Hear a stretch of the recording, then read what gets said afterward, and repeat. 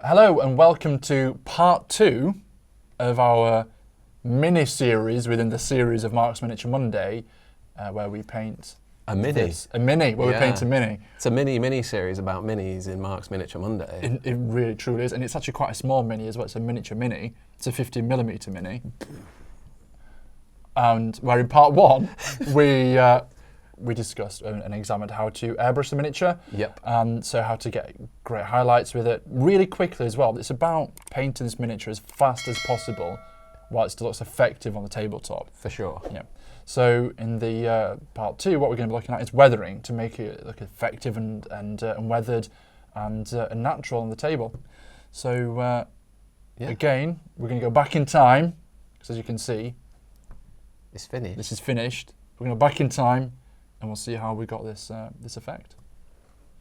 Okay, so now I've done the airbrushing. The next stages are to bring the vehicle to life.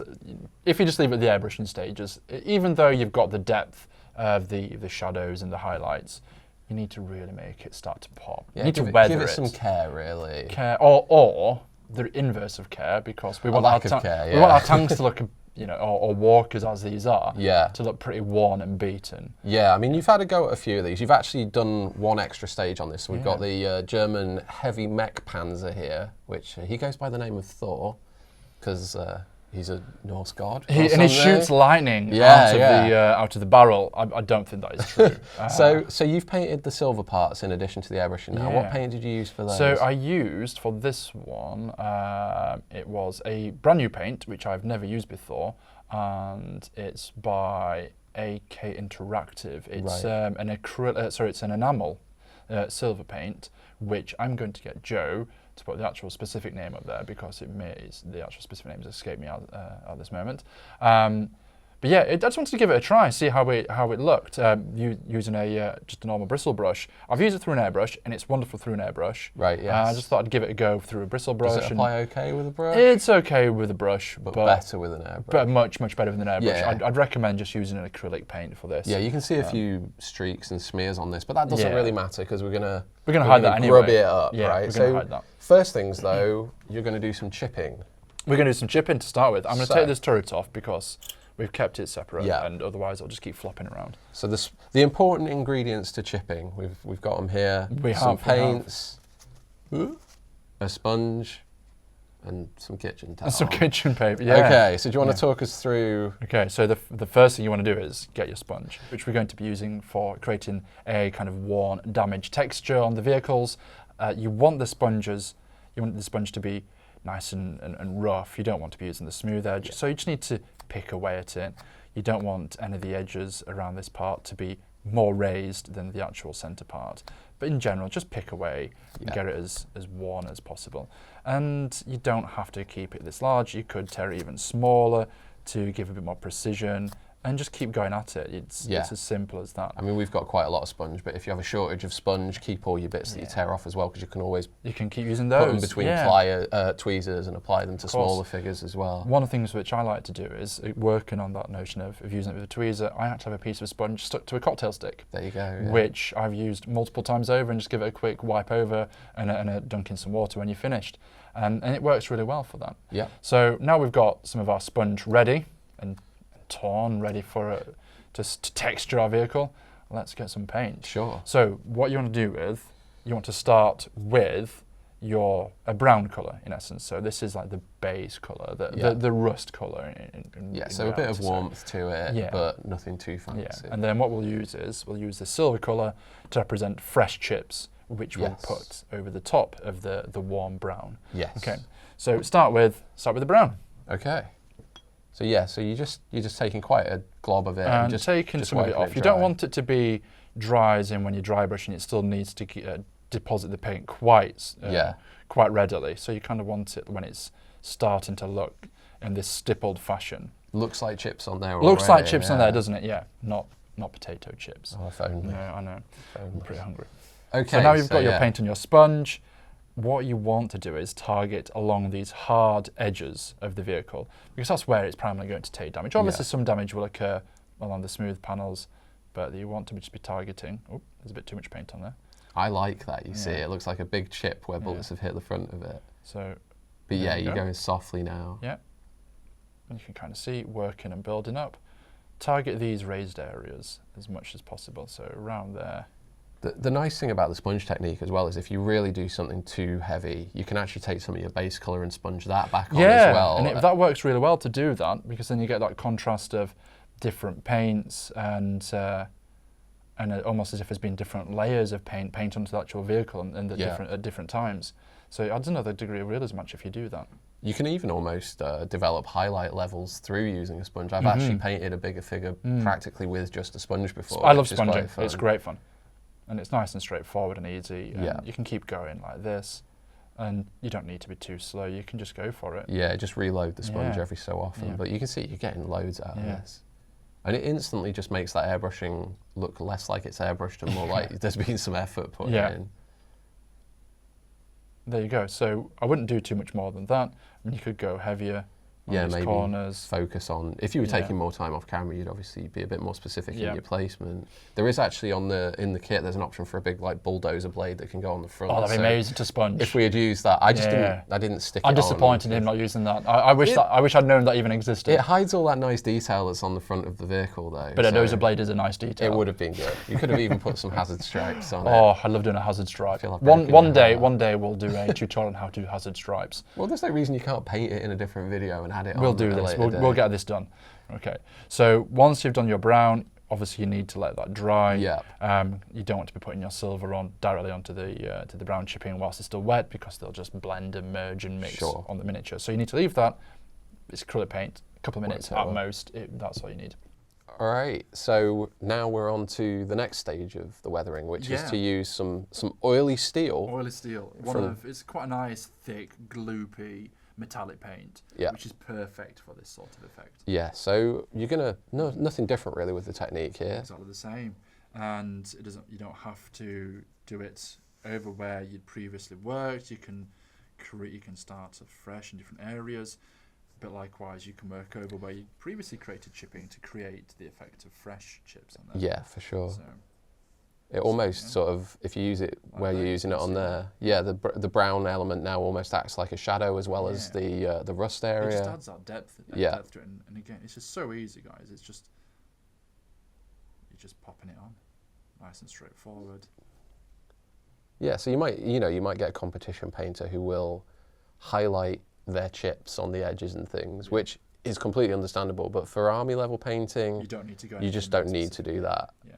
This is bang on for what you need for any kind of miniature that's just given a tabletop that needs to look like it's not just factory fresh. Yeah. No one likes factory fresh miniatures.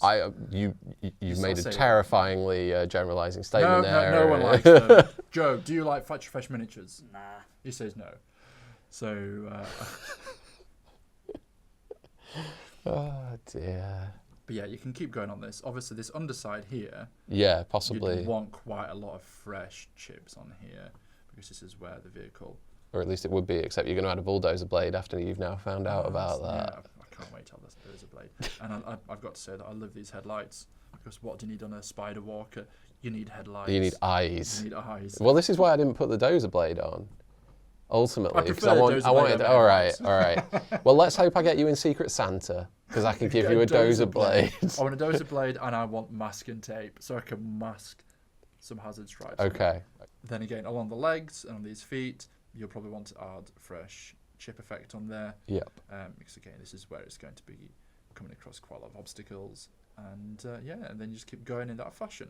Yeah, I mean, it's looking good already, and certainly an improvement on just that basic airbrushing. Yeah, it just adds that degree of depth to it, and as we like to say, realism. The illusion of realism. It's a form of impressionism, isn't it? I suppose? Yeah. Okay. So we'll get you to finish off the turret as well, and then we can move on to the next stage. Brilliant. Excellent. All right. So that's already starting to look quite snazzy. I'm glad you think so. Yeah. Well. You've done all right. I'm doing all right. Considering it's taken you about 5 minutes of painting time, it's really good. But this is the purpose of this technique. Yeah, it's about painting something quickly and effectively. Yeah. So now we're moving on to what we're doing next. Is metals. So this is, we're going to paint the metals. We're going to make them look a bit grubby and a bit greasy. Nice. And what I'm going to use is 2 of these inks along with a medium. So I've got, these inks are fantastic. I love them. These are my favourite. One, you get an absolute heap ton of them when you Yeah, they're quite expensive up front. Yeah, how much do they cost approximately? Oh, I'm guessing £6 a bottle. That isn't that expensive. I mean, yeah, actually, it's only 30 ml, so you're mostly paying for the bottle. You're paying for a glass. You're paying for a glass bottle with a pipette. But Yeah. what's brilliant about them, even when you empty them, you've got a glass bottle with a pipette. True. Which is a great thing. So we've got carbon black, and we've got transparent raw umber. Ooh. So all you do is Unscrew. if it unscrews, there we are. I'm just going to put a drop in there. So you're mixing these together. I'm going to mix these together. I put a couple of drops of that one in there. And then we've got this medium. So this is LIQUITEX matte medium. It's not really very matte. It's quite glossy. Right. But I love the texture of it. It's fantastic. It's quite thick and gloopy. And when you mix it with these, it produces almost an oil-like texture. Okay, almost sounds like you're making a Tamiya smoke kind of effect. Yeah, so probably should have picked that way before we started this, but anyway. It makes it more real. Yeah. So then you just mix it in. So it's almost like PVA glue, isn't it? Oh, I might put a bit more brown in there, actually. A bit more of the burnt umber. Got to get your cocktail right. Got to get it right, yeah. So this is down to feel, though, right? You can make your own mix however you please. Yeah, just go for it however you fancy. And I'm going to chuck some more medium in here. So in terms of what consistency you're looking for, can you think of something to compare it to? Because people are always like, thin your paint to the consistency of milk, and it's such an abstract, and it largely comes down to feel, but is there anything you can It's almost like olive oil kind of thickness. Okay. So like I was saying, it is almost like grease, and I'm going to put it on here so you can kind of see how thick it is and the colour of it. So it looks like grease. Yeah. So this is what we're effectively trying to target. And there you go. And now all you do is, what I love about this is there's no precision involved at all.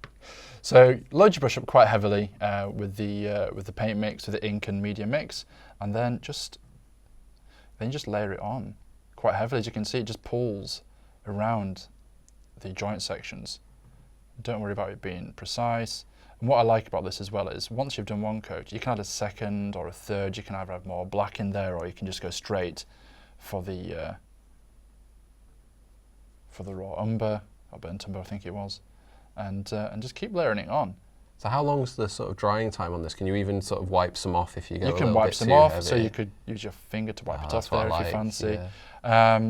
The drying time is probably medium drying time. It's obviously slower than if you go with straight acrylic paint, but it's not as fast as if you put a fluid retarder in there. Sure. And you can just keep layering it on. I mean, the interesting thing is obviously you're using slightly specific tools for this, but you could still do this with other paint brands and other approaches. You really could, yeah. There's never really one fixed way to weather something, and you can often get similar results with different tools. But if you do, I found this by accident. Yeah. And it's one of those where the more you paint, the more you'll discover random bits that work together for you. I'm sure that some of the contrast paints would work really well with this, but they behave very much like inks, to be fair, in a medium already. So, you can just throw this on. Cool. You don't have to be precise with it, and you don't have to worry about it collecting in different areas, because that's kind of what the purpose is. It's supposed to look like. Yeah. It's just pooled in different parts of it. And I mean, if you wanted to do this for a cleaner sort of vehicle, you could either then wipe more off, or you could then go back in and wipe. I mean, look, you can still even wipe some off now. And you can still go back in and edge highlight, or even dry brush over the top, just to refine some of that metallic paint back on there. One thing you could do is you could do this before you've done your sponge layers, and then you could sponge over the top of this once it's dry, and that way you're sponging the whole thing simultaneously, and you're saving time again, so you kind of get that efficiency again. For sure. Yeah. So we're back. You just went away and did a bit more texturing with the lighter metals with the sponge there. So what's next on the tank painting repertoire? Okay, so we're going to get into doing some shading using oils. So what we're going to do is we're going to thin an oil down into an oil wash. It's really easy to do, and essentially you use a hell of a lot of the solvent and very little oil paint. One of these tubes will last you probably an entire life as a miniature painter. Right. If all you're going to be doing is oil washes, you're never going to get through that. Okay, so is this a specialist one that you've got? Yeah, so this one is from a company called ABTEILUNG. I'm assuming German with a title such as that. I would guess it might be, yeah. and it's a modelling oil colour. And I'll be completely honest, I'm not entirely sure what the difference is between an artist's oil colour and a modelling oil colour. I'm an expert on this, so the difference is this one has hazard stripes on it. There we go. Yeah. I'm a big fan of a hazard stripe, as we discussed before, because I want that dozer blade on there. Yep. So that's how it would look. You're right, it would be It would look, yeah. All right, we'll get the blade coming Wonderful. your way. I'm still waiting for this. So we're going to use this, we'll thin it down into a wash, and then using a synthetic brush, we will just put a bit around on the details just to create a bit of shadow onto the miniature. Cool. Right, let's get this started. Yeah, so you're going to do the mix. Yeah. While you're doing that, do you want to tell people why a synthetic brush? So we're using a synthetic brush as opposed to a natural hairbrush, because most natural hairbrushes would get destroyed by the solvents we're using. I think a hog's hairbrush is a bit more robust, and they would probably survive okay, but the chances of most miniature painters having a hog's hairbrush available to them is quite slim. So a synthetic brush, we've all got dozens of synthetic brushes knocking around, and they cost about 50 pence per brush. Yeah. Whereas a good, strong, solid natural hairbrush, which is they're quite expensive. Just don't bother. You don't need it. No. And this is Oil Expert Enhancing Medium. Yeah. So what I love about this medium, so this from a company called VMS, is how it enhances it is it makes it dry quicker. And for me, that's a big enhancement for oil paints. Yes. If anyone has used oil paints, they take an absolute age to dry. Yeah. So having it dry quicker is a big, big positive. For sure. I mean, sometimes it drying over a longer period can be a real benefit.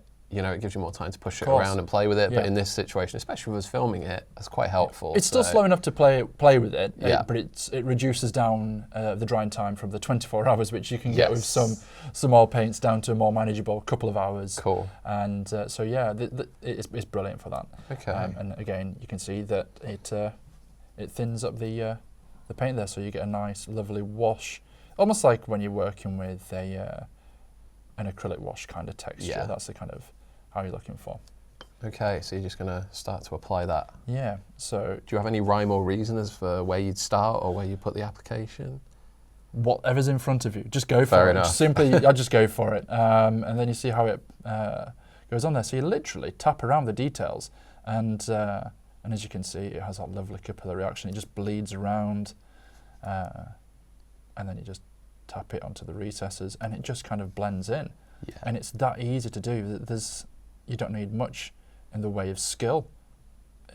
All you need is a relatively steady hand and a reasonable brush, and you can go for it. Sweet. It's as simple as that. Sounds like even an idiot like me might be able to do it. I'm not sure. Sick. That was far too speedy. It almost seemed rehearsed, didn't it? Yeah. Okay, so you've done your oil wash now. Yeah. So it's still a bit wet, even though it's got that speedy drying. So this is where an expert tip. It's whispered quiet! All right, so it's already looking pretty good. Thank got you. Some nice detail. You're very kind. I'm shocked. I'm shocked. Just astounded that you've managed to do something. But you're not satisfied yet. You want to go in and add a few more layers of detail. Yeah, there's a few more bits. One thing I want to do is effectively an edge highlight to make it just pop a little bit on the table. I'm not going to do it with a brush. I'm going to do it with these. So I've got a selection of pencils here, which I use for weathering. My favourite one for this form of weathering is this one. It's just a lead pencil. It's a 4B lead pencil. So it's nice and soft, and it is dead straightforward to do. All you do is just get the lead pencil. So obviously it needs to be relatively sharp, so it's got some of the lead available to use, and you just rub it along the edges. It is literally, again, this process of painting this miniature is super straightforward, super simple. You don't need any skill. Again, your hand-eye coordination needs to be nominal. You just go for it. You can be really quick. It really does sound like something that even someone like myself could have a go at. Even Joe could do this. Even Joe? Even Joe. If people don't know who Joe is, he's the man behind the camera. He is. Yeah. So it is that straightforward, and what I'm going to do is I'll keep doing all the edges of this miniature. Cool. Cool. So one thing to do is, when you've got a curved surface, rub your pencil along the surface, such as that, and then you just use your finger, and you almost buff it to almost like a metallic shiny, and it just blends in there. It's so easy and so straightforward to do. Okay, so in between each stage of the weathering which we've done, I would typically varnish. Yeah. Obviously, given the setup that we've got, I don't have my airbrush with me, and I'm not going to, brush on a varnish. I'm going to brush on a varnish. I'm going to use an airbrush to put varnish into the air, so we're all inhaling that while we're trying to create this video. I'm not going to do that.